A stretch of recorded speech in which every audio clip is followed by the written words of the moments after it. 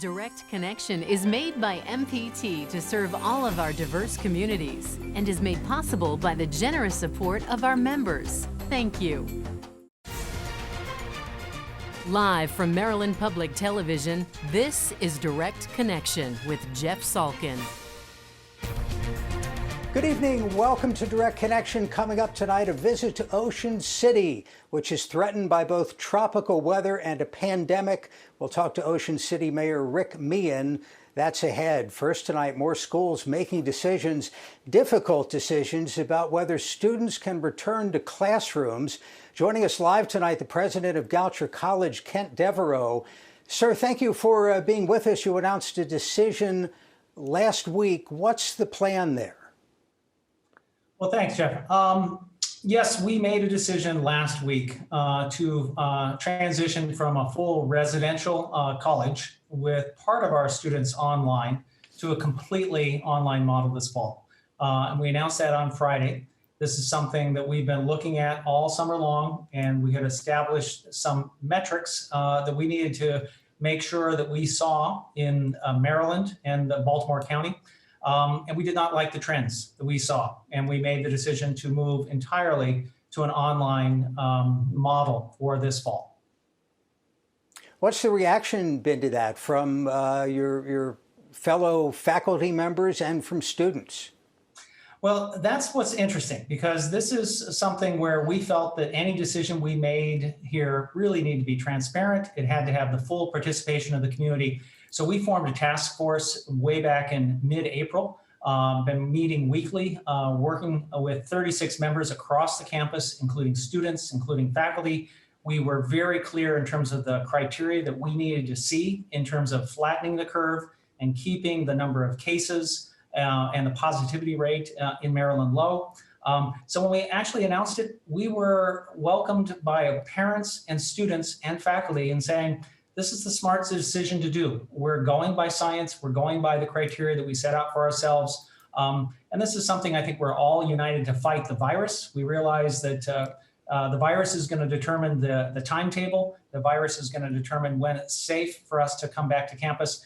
And so even though our students overwhelmingly wanted to come back to campus, 87% of them wanted to come back to campus, ultimately, when the decision was made, it's really been met by universal acceptance across the board, faculty, students, staff, and parents. Let me remind our viewers, if you have a question for the Goucher president, you can give us a call. We'll have the number on the screen. You can also email your questions. Email address livequestions@mpt.org.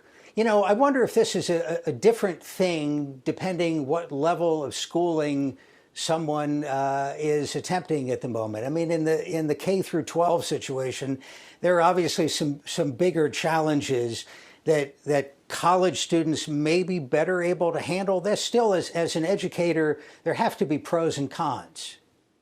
There definitely are pros and cons. And I think you are exactly right. And I think I want to stress that our decision is particular to our campus. We could find other higher education institutions where the right thing for them is to return to campus. But in our case, Goucher College pulls students from 40 different states nationwide, 38 different countries with our international students here.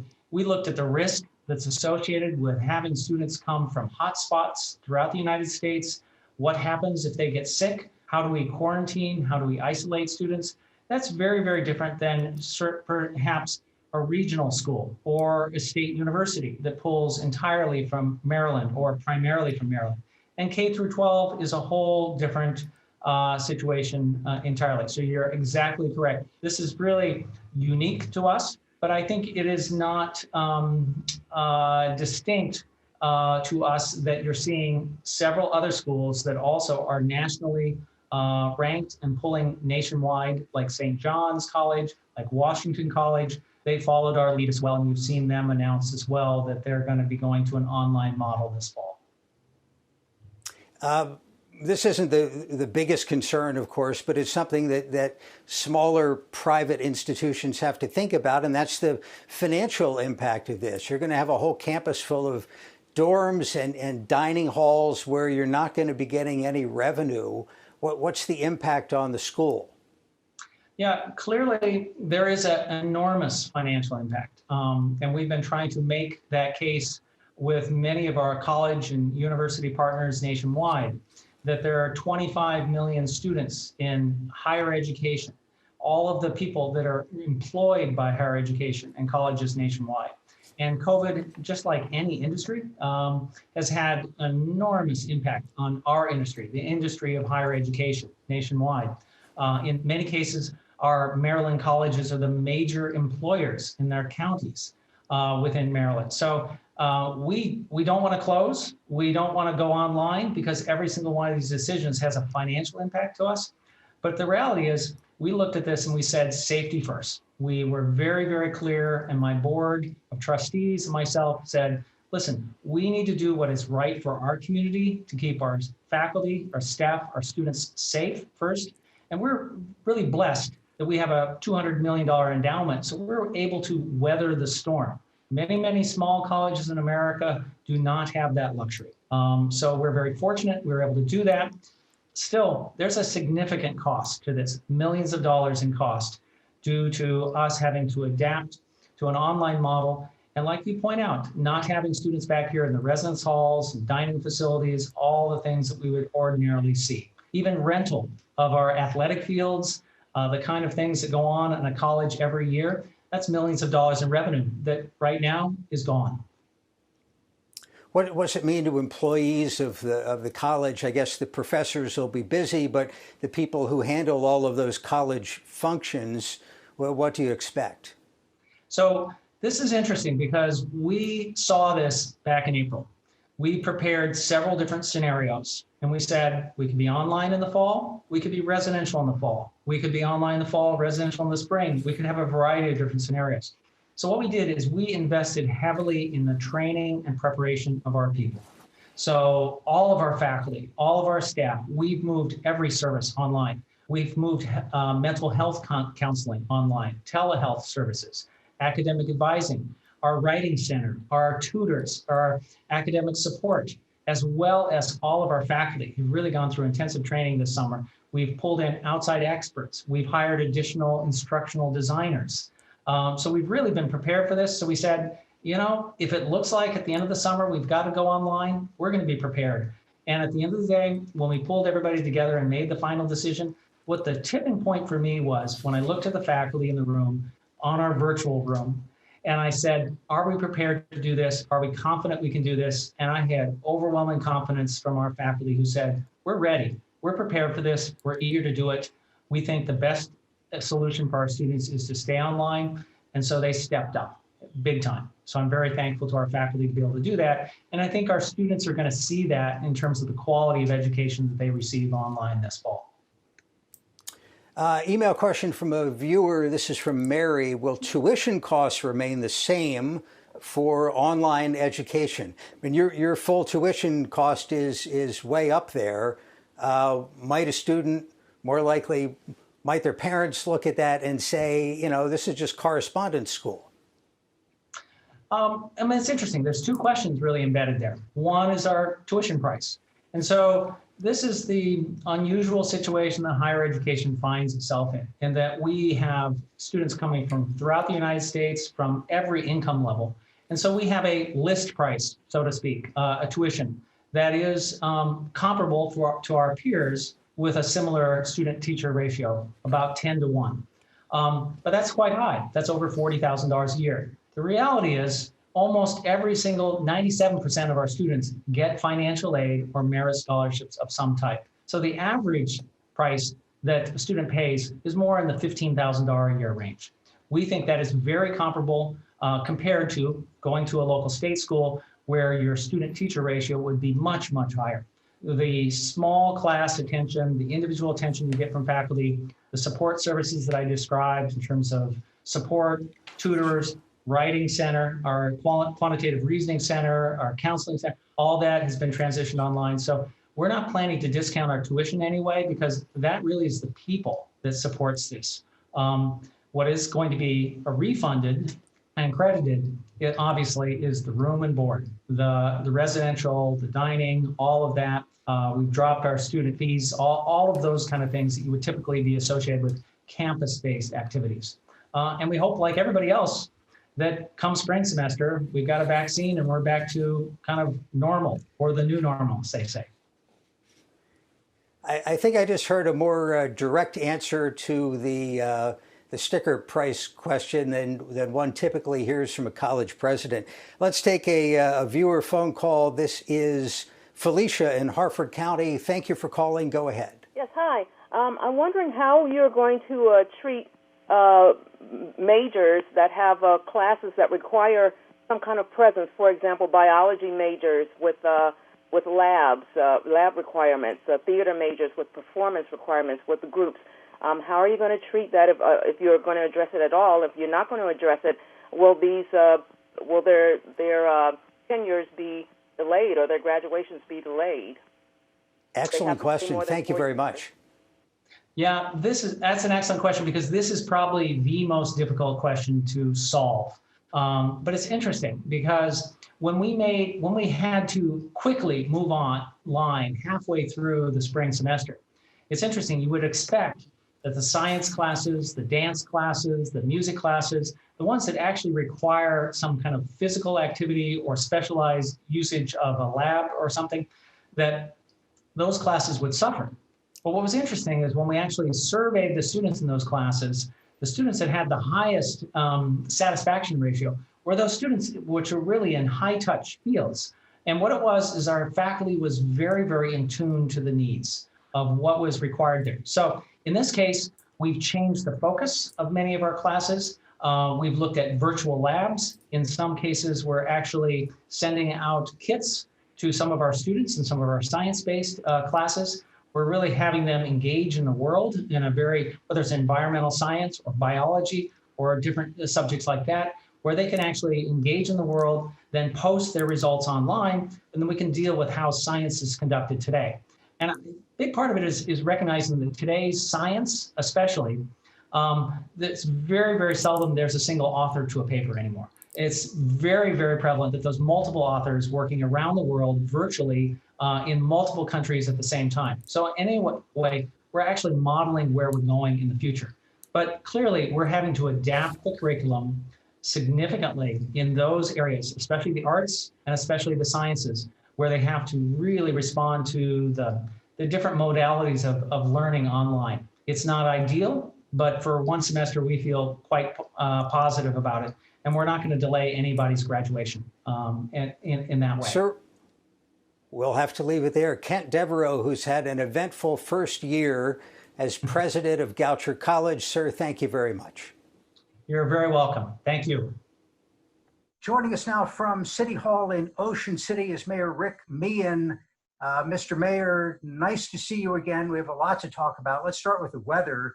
Latest forecast I saw was tropical storm kind of conditions for Ocean City, so it's not going to be a beach day. What are your emergency preparedness people focused on tonight? Well, mostly on just public safety. I mean, we know the storm's we'll start to see the most of the effects about between 4 and 5 a.m. in the morning. The storms are moving pretty quickly, so it should be out of here by mid-afternoon.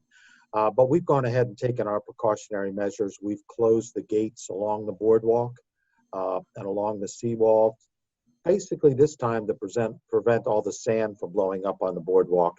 All the construction sites and all the city yards have, been tied down. We've gotten out our warnings to the public, to follow their typical safety procedures, to bring everything inside, that don't leave loose items outside. We don't really expect, now you have to remember, you could always have the unexpected, but we don't expect a lot of storm surge, which is really what causes us the most problem, particularly on the bay side. The storm will be coming through at low tide, so there won't be a real impact there. We'll see some moderate flooding in the lower areas downtown that flood during any rainstorm. We'll be sending out messages to tell people not to go out early in the morning, not to go into those areas, and mostly not to go out onto the beach. Do not go near the ocean until the lifeguards are back in the stand. Don't do something silly. Don't, use common sense. You know, should be a short duration, so let's just everybody hunker down and ride through this. All right, let's focus on the pandemic now. Your latest directive is that people should wear masks on the boardwalk. What are the details of that? Well, we've been following Governor Hogan's roadmap to recovery, and we've been working in sync with that. On a couple of occasions, we have gone a little bit further than the governor did because we thought it was applicable to Ocean City. And in this particular case, when the order came out that masks had to be worn in all public areas outdoors if you couldn't social distance, well, that's very tough to determine on the boardwalk. 1 minute you could be, not social distancing. The next minute it would be more difficult. So I went ahead and did the declaration requiring masks be worn, or face coverings be worn on the Ocean City boardwalk. We did put a time in there, and that's between 8 a.m. and 2 a.m. But it is a mandatory declaration, and we are out on the boardwalk working with the people that are out there, informing them, in some cases handing out masks, working with them. It's about education, and it's about seeking compliance, which has really been the basis of all the governor's orders as well. And we have seen a great deal of compliance. It's only been a couple of days. And of course, here in Ocean City, we have one thing that's a little more difficult than most areas. We get 200,000 different people every week. So we have to continually make sure we get our messaging out there. I understand the city council meeting talking about this went nearly 2 hours on this issue, which maybe tells you how strong feelings are. Obviously, lives are at stake here. People may be feeling like, when they're on the beach, they're on holiday, and you want maximum freedom. Tell me, what was your takeaway from the council meeting? Well, I've stressed all along to the public and in all of our messaging that Ocean City is not a COVID-free zone. And everybody looks at this as a form of paradise. And we're glad that's that's what we want. But in this particular case, we're telling everybody to do the same things they would be doing at home. Don't forget that when you come to Ocean City. And really, most of the discussion wasn't about my declaration. It was more about, should we put time zones in there? Time periods, which I agreed to do. And the other part was about enforcement. The governor's order requires it be a misdemeanor. Since we were exceeding the governor's order, we had the ability to change that if we chose to. I wanted to make it a civil citation, a municipal infraction, which would be subject to a citation like smoking on the boardwalk would be. I thought that would be a better enforcement mechanism. Council didn't want to do that for whatever reason. Didn't matter. I went ahead and made the declaration as a misdemeanor. But we're out there and we're trying to educate everybody. We're looking for compliance, and all reports are the number of people wearing masks has grown enormously out there. It's going to take us a while to get everybody, and you don't always get everybody, but the number of people wearing masks is much greater today than it was a week ago. What about the number of people vacationing in Ocean City? I remember you used to estimate it based on water usage and sewage flows and things like that. Can you tell how this year compares to previous summers in terms of how many people are coming to the ocean? Yeah, we base it more now on occupancy and room tax collections so that we get a better barometer. We still utilize some of those other methods as part of that. We have a whole metric system that we use. Right now, what I can tell you is the number of people that are here right now is less than were during the same time last year.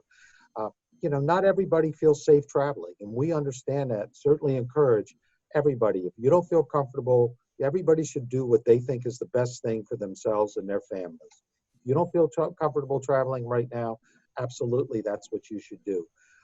We saw the numbers go up a little bit in July as opposed to June, but now they're starting to tear back down a little bit. I just think as you watch the news, everybody is just a little bit more concerned. We're trying to do everything we can to keep people safe, but I think you're going to see our numbers down from where they were at the same time last year. I know a few weeks ago you had a couple of restaurants, some well-known restaurants, shutting down because some staff members caught the coronavirus. Where does that stand? Do you have a count of that? And would you say that the trend is good or the trend is bad? Well, the restaurants, we had a period there where they were seeing a number of employees, test positive. And what you have there is the same problem there is in throughout the country is some of the younger adults, between 20 and 35. And, many of them feel invincible like we all did when we were 20 to 35. Well, nobody's invincible with regard to this virus. And I think some were a little bit careless, getting together in groups. We saw a number of restaurants identify some of their employees as having the virus. They closed on their own. What they did is they isolated those employees. They had their restaurants professionally cleaned. They put additional restrictions for their employees in place. And I believe everybody's back opened again. So I think you'll see all of our restaurants are open. Now, they are operating at 50% capacity. And right now in Ocean City, we don't have the employees to fully operate anyway. We don't have the J1 students this year. That took 4,000 people out of our workforce. So when you come to Ocean City, be patient with our restaurants. They're at 50% capacity. They're operating shorthanded. And really, they're trying to work with you to keep those environments safe. So work with them when you come to Ocean City. White Marlin Open is going on, I think, despite the pandemic, but not in the face of the tropical storm, right? Well, the tournament actually started today. It's usually a 5-day tournament. You can fish 3 out of 5 days. They've extended that to a 7-day tournament because of the pending storm. So you can fish 3 out of 7 days. There's 433 boats registered for the tournament. About 47 of those did go out today. They have weighed in some fish at Harbor Island, but the whole scenario at Harbor Island, which is usually show central, is different. It's closed to the general public. Only the residents at Harbor Island are going to be in that area. They are weighing the fish in there. They're streaming everything live on whitemarlinopen.com. And they also have another second location at 3rd Street in the Bay, where one of our city blocks, that's a ball field, they put up a large screen and it overlooks the bay where the boats come in. And they've invited people down there. Masks are required. It's a non-alcohol event, but it's another way for people to social distance in a much larger area, do it safely, and still enjoy the tournament. Mr. Mayor, I wanted to ask you about something I know very little about, H2OI. Is that what it's called? It's a gathering, unsanctioned hot rods, souped up cars, makes a lot of noise, commotion in Ocean City. Is that happening again this fall? Well, it's an unsanctioned event, so we don't really have any control over that. And what they are is they're the water-cooled engine cars, basically owned by the younger generation. And they come to Ocean City in masses, and really it's turned into an event that's caused us a lot of trouble. Many of the participants come here basically to cause trouble and to defy police departments, our police department, defy law enforcement in general, and that's created quite a problem. I did create a task force 2 years ago to look at ways to deter some of that behavior and to get all of our motor vehicle events under the same type of umbrella. We were fortunate last year during a legislative session to get legislation to help us. During those events, we can actually create a special event zone. We can lower speed limits in the town of Ocean City, increase fines in the town of Ocean City. And this year we got added to that penalties for demonstration driving, which means that if you come here and you are skidding, you are racing, you are doing donuts, you are just demonstration driving is what that's called. You're subject to arrest. We can impound your car and there'll be hefty fines. So that's going to help us, we think, put an end to some of this and kind of get everybody not to feel comfortable with that type of activity. But it's a challenge. And, we know we're going to have a challenge again. They're scheduled to come the 3rd week in September. We've canceled some events. Can't cancel that one. Wish we could until we're able to work better with them. But I do expect that we are going to see them here this fall. Sir, before we go back to the tropical storm for a second, and obviously many people are concerned about it, but there are other people in beach towns who hear tropical storm and think surf's up. What do you want people who might be watching in Ocean City tonight to be focused on? Well, to use common sense, and not go out on the beach. Certainly don't go near the water if the lifeguards aren't in the stand. You should never go near the water if the lifeguards aren't in the stand. They'll be back in their stands, possibly even late tomorrow afternoon. They will be out on the beach in patrol during the storm, just to try to make sure nobody goes out there. Once the storm passes, they'll be out on the beach over the next few days. I'm sure we're going to experience some rip currents and some other issues. The lifeguards will be out there. They'll be pulling people together when they go close to the surf, talking to them, explaining to them, what they should watch out for. They're very proactive. And again, our goal, just keep everybody safe while they're here in Ocean City. Use good common sense so you can enjoy the time here at the beach. Sir, next year at this time, I really hope you and I are doing our annual interviews standing on the boardwalk or on the beach. I hope it's so. Well, I certainly hope so too. And in the interim, our wish to everybody is, please stay safe, please stay healthy. Let's look forward to a better year in 2021. Sounds good. Mr. Mayor, thank you. Jeff, thank you as always. Remember to look for us on Twitter and Facebook at MPT News, and you can see videos of our recent programs, video.mpt.tv.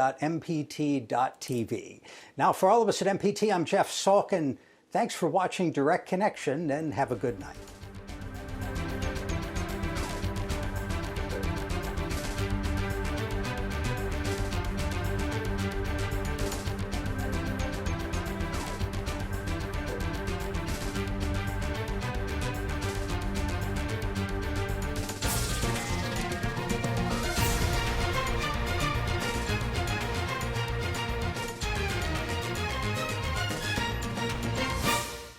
This program was made by MPT to serve all of our diverse communities.